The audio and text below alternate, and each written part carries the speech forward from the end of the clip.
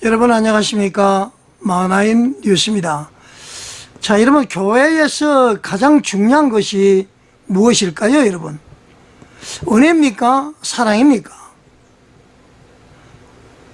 은혜일까요? 사랑일까요, 여러분? 저는 가장 중요한 것이 바로 진실이 아닐까 그렇게 생각을 해봅니다. 자, 오늘은 말이죠, 대전에 가면은 둔산중앙교회라고 있습니다. 거기서 벌어진 그 충격적인 사건 한번 말씀을 드리겠습니다. 여러분, 이 사건은 말이죠, 이 단순한 갈등으로 보면은 되지 않습니다. 이력에 관한 문제고요, 문서에 관한 문제고요, 그리고 성도에 대한 대응까지 모두 아주 연결된 그런 구조적인 문제로 봐야 됩니다. 가히 충격적입니다, 여러분. 별것 아니라고 보는 분들은 도대체 그 사람들의 신앙의 무게, 깊이를 저는 이해를 못하겠습니다. 자, 먼저 팩트 한번 살펴볼까요? 제가 제보를 받기는 말이죠, 꽤 오래됐습니다. 그런데 제보를 받다 보니까 현재 담임 목사님과 원로원 목사님과의 어떤 갈등이 아닌가 그렇게 생각을 해서 제가 취재를 자제하고 방송을 자제를 했습니다. 그러나 지금 시간이 좀 흐르고 보니까 이런 분들의 피와 눈물을 제가 보게 됐습니다. 그리고 한국 교회에 반드시 개혁, 혁신, 갱신, 정화가 돼야 될 하나의 내용이다, 그렇게 판단해서 지금 방송을 하게 되는 것입니다. 자, 제보에 따르면요, 담임 목사의 그 이력서에서 문제가 발생을 합니다. 자, 담임 목사의 이력서, 여러분 이력서 일단 한번 보겠습니다.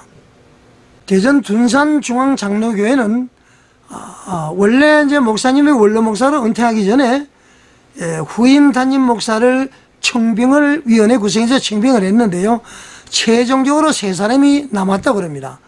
그 중에 이제 담임 목사로 청빙된 분의 이력서인데요, 여기 이력서를 보게 되면은 김석현 목사님인데 연세대학교를 졸업하시고요, 장로회 신학대학교 대학원을 졸업하시고, 그 다음에 이제 경력을 보게 되면은 91년부터 2000년까지 신천교회에서 거의 10년 가까이 교육전도사로 심호했다, 그런 내용이 나와 있습니다. 그리고 영락교회에서 이제 전임 전도사로 계셨고요, 영락교회의 설악산 수양관에 지휘는 전도 목사인데 담임 목회를 했다, 그렇게 이제 기록이 되어 있습니다. 또 미국에서 말이죠, 열린교회에서 부목사로 중고등부 담당을 했다, 이렇게 이제 이력서가 제출이 됐습니다. 자, 그런데 말이죠, 이 이력서가 허위라는 소문이 들기 시작한 것입니다. 자, 다른 거는 차지하고 말이죠, 제가 이제 그 여러 내용을 제보를 받았는데 우선 영락교회 부분을 한번 보겠습니다. 우선 영락교회 하기 전에 지금 신천교회에서 2년을 근무했는데 말이죠, 10년으로 근무한 것으로 이렇게 기록이 됐다는 것이죠. 그래서 이것은 여러 가지 기간으로 보게 되면 말이 안 되는데 왜 이렇게 10년으로 했느냐, 착각을 했다, 그렇게 이제 이야기를 하더라는 겁니다. 자, 그런데요, 청빙되고 난 이후에 물론 일어난 일인데 비슷한 시기에 제출된 이력서를 보게 되면은 교회 이력서는 이렇게 제출되고, 그 다음에는 노회에 제출한 이력서는 정상적으로 제출이 되었다, 그런 얘기입니다. 여러분 좀 이해가 안 되죠? 얼마 차이 안 나는데 교회는 10년간, 노회는 2년간 이렇게 심무한 것으로 올렸다는 얘기입니다. 여러분 좀 이상하죠? 자, 그래서 말이죠, 이 교회 내에서도 이제 여러 사람들이 있다 보니까 영락교회 영락교회 이제 여러 가지 알고 계신 분이 계신 것 같아요. 그래서 확인을 해봤습니다. 영락교회에서 설악사는 이 부교역자 전도 목사인데 어떻게 담임 목사라고 표현을 하느냐, 경력 증명서를 발급받자, 아마 그런 제 분위기가 있었던 것 같습니다. 그래서 말이죠, 이 목사님께서 경력 증명서를 발급받았는데요, 한번 보도록 하겠습니다. 자, 목사님이 발급받은 이게 경력 증명서인데요, 영락교회라고 이렇게 되어 있죠. 목회 경력 증명서 이름하고 되어 있고요, 그 다음에 위에 사람은 뭐 상장처럼 그렇게 되어 있습니다. 위에 사람은 수양관에서 사역을 했고 담임 역할을 했다, 담임 목회 사역을 했다, 그리고는 대한예수교 장로회 영락교회 이렇게 이제 되어 있습니다. 그래서 이게 목회 경력 증명서를 보고요, 교인들이 이제 이상하게 생각한 것이 일단 발급 번호가 없다. 그 다음에는 대부분의 양식이 이렇게 발급이 될까? 그래서 영락교회에 근무하셨던 분을 통해서 그분의 경력 증명서를 한번 발급을 받아봤습니다. 자, 뭐 비슷한 시기 말이죠. 25년 11월 한 말경 된 것 같습니다. 그 이력서 목회 경력 증명서 발급받은 거 한번 볼까요? 자, 영락교회 경력 증명서. 일단 그 발급 번호가 있죠. 그 다음에는 성명, 생년월일, 주소, 직위, 재직기간, 용도, 위에 사람은 본교회 교육자로 재직하였음을 증명함, 대한예수교 장로회 영락교회 위 목사 김운성, 이렇게 이제 직인이 찍혀 있습니다. 아까 그 제출한 거하고는 완전히 다르죠? 여러분, 양식 자체가 다릅니다. 그래서 말이죠, 이 교인이 영락교회에다가 전화를 했습니다. 자, 이것이 도장을 말이죠, 찍혀 있는데, 일단은 영락교회에서 정상적으로 나오는 경력 증명서하고 이거하고 다르다는 것을 확인을 하지 않았습니까? 그래서 영락교회에다가 이게 말이지 위조해서 온 건지 진짜 도장을 찍어준 건지 확인하기 위해서 영락교회에다 전화를 했습니다. 자, 거기 이제 간사하고 통화를 해보니까 경력 증명서를 발급받은 것이 있는데 발급번호를 확인해달라. 이렇게 이제 간사에게 질문하니까요, 그거는 우리 교회에서 발급받은 것이 아니고 김석현 목사님이 작성을 했는데 어떤 장로님을 통해서 가져가서 도장만 찍어준 것이다. 원래는 우리 못해준다고 했는데 도장만 찍어달라 해서 찍어준 것이다. 이렇게 답변을 하더라는 겁니다. 자, 여러분, 여기서 진짜 놀라운 사실이죠. 한국교회를 대표한다고 할 수 있는 영락교회에서 외부에서 작성해가지고 온 문서를 거기다 직인을 찍어준다? 이게 말이 됩니까, 여러분? 이렇게 영락교회가 허술합니까? 말이 안 되죠? 자, 그래서 말이죠, 이 둔산 교회에서는 올바른 경력 증명서를 가져와라. 뭐 이렇게 이제 뭐 분위기가 그렇게 됐을 거 아니에요? 자, 그래서 그 다음 2차로 받아온 경력 증명서 한번 보시겠습니다. 자, 영락교회 경력 증명서 25-298호. 그렇게 이제 이름이 써져 있고요. 위 사람은 이렇게 되어 있습니다. 이거 받은 거 보면은 대한예수교 장로회 영락교회 담임 목사 김운성, 오른쪽으로 좀 치우쳐져 있습니다. 여기 담임 목사 김운성, 이것은 이제 정상적으로 발급받았다는 것이죠. 자, 그러면은 영락교회 퇴직한 분이 얼마 전에 발급받은 경력 증명서 한번 볼까요? 일단 이 필체 잘 한번 보시고요. 자, 경력 증명서 보니까 필체가 벌써 다르죠? 그리고 말이죠, 성명 여러 가지 구성되는 것도 양식도 다릅니다. 그리고 여기는 위임 목사 김운성 그렇게 되어 있습니다. 이거는 11월 말경에 발급받았고요. 2차로 발급받은 것은 담임 목사로 되어 있다는 얘기입니다. 여러분, 어떻게 생각하십니까? 그래서 여러분, 이 성도님이 다시 영락교회에다가 확인을 했습니다. 발급번호를 물으니까 그 발급번호 정상적으로 된 것이다. 우리가 발급한 것이 맞다. 그렇게 이야기를 하더라는 겁니다. 자, 그런데 말이죠, 여러분. 거기도 보면은 얼마 전에 발급받은 것은 위임 목사라고 되어 있고, 이번에 한 것은 담임 목사라고 되어 있고, 물론 회계 연도가 11월 30일 끝나고 12월 달이 되다 보니까 바뀔 수도 있습니다만은 양식 자체가 이렇게 바뀌어진다?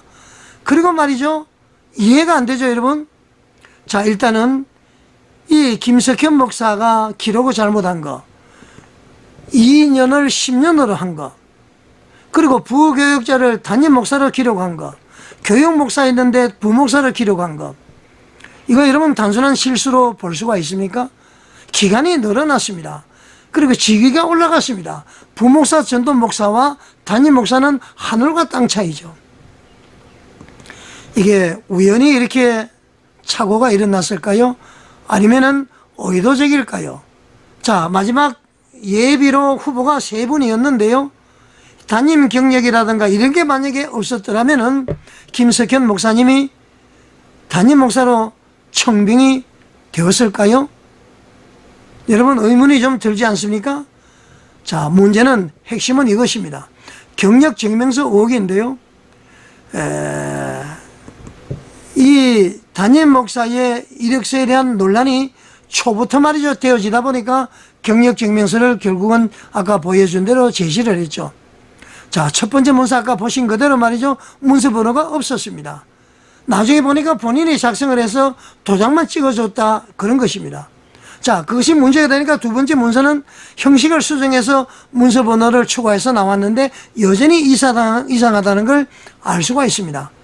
양식과 기준이 다르죠. 그리고 특정 표현, 그러니까 담임 목회를 정당화하기 위한 억지 춘향적인 그런 경력 증명서였습니다. 자, 이러면은 이게 증명서입니까? 아니면은 해명용 문서로 봐야 됩니까? 자, 그 구조도 말이죠. 위임 목사를 했다가 담임 목사를 했다가 자세한 이해가 안 되는 부분이죠. 자, 문제는 이것이 더 큰 문제입니다. 마귀가 거짓의 압이라고 그랬죠. 그래서 일단 거짓말하는 게 중요합니다. 이따 다시 말씀을 드리겠고요. 가장 중요한 결론입니다. 성도들이 말이죠. 이력서가 허위 과장된 것이라는 것을 알고 영락교회와 통화했던 것을 말이죠. 개선을 요구를 했는데 개선이 되지 않습니다. 그러다 보니까 녹취 내용을 음성을 말이죠. 변조해서 이렇게 한번 공개를 한 것 같습니다. 교회 이익을 위해서 한 것이죠. 자, 문제를 제기한 성도에게 말이죠. 교회가 좀 조용해지면 좋겠다. 그리고 설교를 잘하니까 교회가 조용해지면 좋겠다. 자, 여러분, 설교를 잘하면은 문제가 있는 목사 그냥 둬도 됩니까, 여러분? 이것이 나중에 문제가 되면은 말이죠. 호미로 막을 수 있는 것을 가래로도 못 막는다. 그런 얘기 하는 것 아닙니까? 오히려 말이죠. 담임 목사에 대한 문제보다도 문제를 제기한 성도에게 더 압박을 했습니다. 조사를 해야 되니까 출석을 해라, 당회에. 이게 목사님과 그 통한 사람의 명예훼손이다.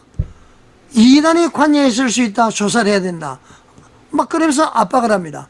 제가 그 녹취 내용을 다 들어봤습니다.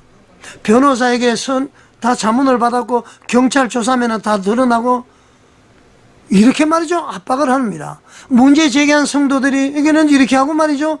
정작 문제 원인을 제공한 목사는 설교를 잘하니까 그냥 넘어가자. 교회가 시끄러운 것을 원치 않는다. 여러분 이게 말이 됩니까? 더군다나 교회에서 말이죠. 자, 더 심각한 것은 이 진상조사위원회를 구성을 했는데요. 조사 대상이 누구죠? 담임 목사죠. 그 조사 주체가 누가 돼야 됩니까? 노회가 돼야 되는 것 아니겠어요? 그런데 말이죠. 담임 목사가 속한 당회가 조사 주체입니다. 자, 여러분 이게 공정한 조사가 되겠어요?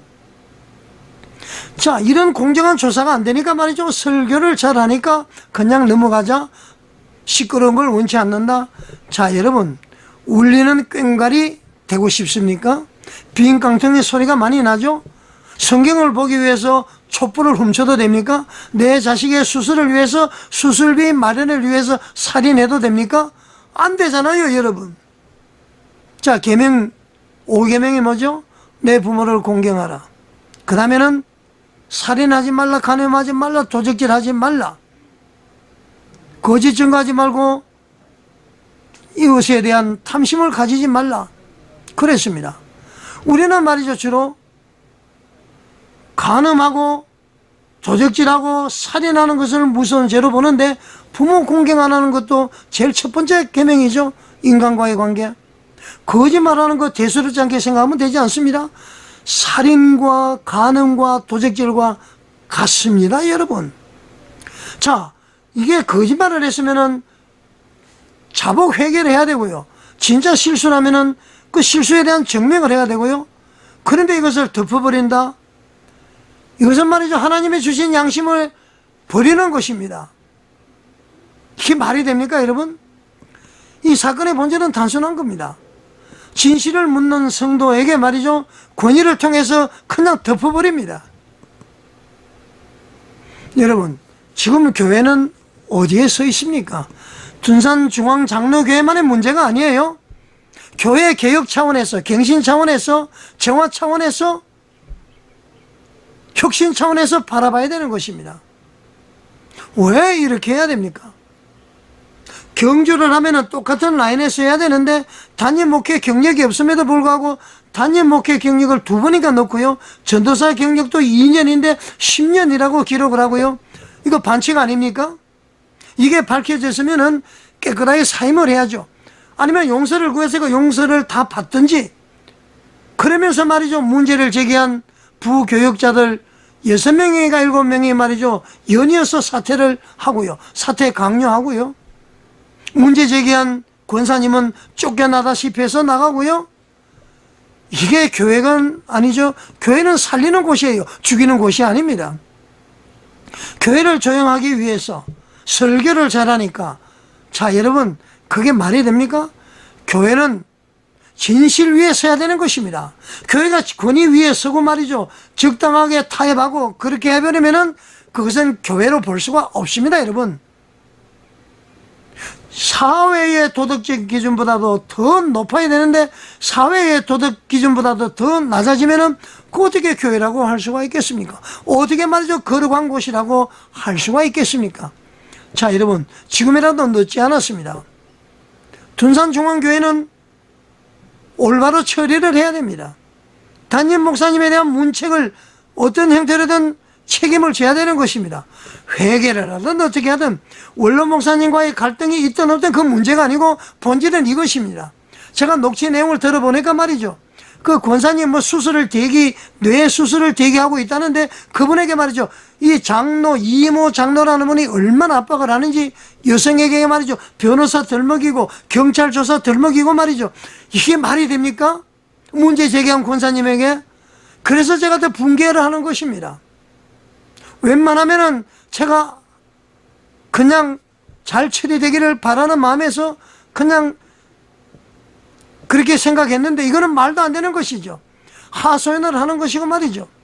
어떻게 이럴 수가 있습니까? 이단몰이, 여러분, 오히려 그 녹취 내용을 말이죠, 음성을 나타내지 않기 위해서 변조해서 이렇게 알리는 것 아닙니까? 그 알리는 것이 왜 죄가 됩니까? 근본적인 문제는 담임 목사에게 있는데 왜 문제 제기한 성도에게 책임을 지웁니까? 둔산중앙장로교회 당회 제대로 한 것입니까?